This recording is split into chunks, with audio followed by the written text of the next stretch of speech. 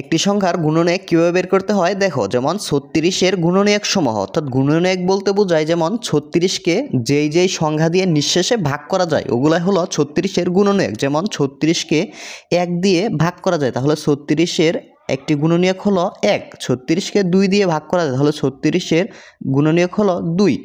3 দিয়ে 36-কে নিঃশেষে ভাগ করা যায়, 3 হলো 36-এর আরেকটি গুণনীয়ক। 4 দিয়ে ভাগ করা যায় 36-কে, তাহলে 36-এর গুণনীয়ক 4। 6 দিয়ে ভাগ করা যায় 36-কে, 36-এর আরেকটি গুণনীয়ক 6। তারপরে আরও আছে তোমার কত 9। 9 দিয়ে 36-কে ভাগ করা যায়, 9 হলো গুণনীয়ক। 12 দিয়ে 36-কে ভাগ করা যায়, 12 একটি 36-এর গুণনীয়ক।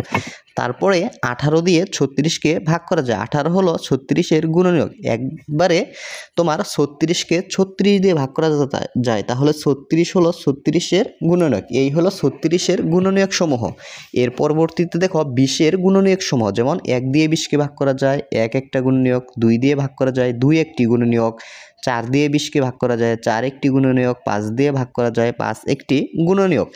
একইভাবে তোমার 10 দিয়ে 20-কে ভাগ করা যায়, 10 একটি গুণনীয়ক, 20-এর গুণনীয়ক। এবং 20 দিয়ে 20-কে ভাগ করা যায়, তাহলে 20 হলো 20-এর আরেকটি গুণনীয়ক। আশা করি গুণনীয়কগুলো কিভাবে বের হয়ে আসলো তোমরা দেখতে পাচ্ছ। পরবর্তী ভিডিও পেতে চ্যানেলটি সাবস্ক্রাইব করে রাখো। ধন্যবাদ সকলকে।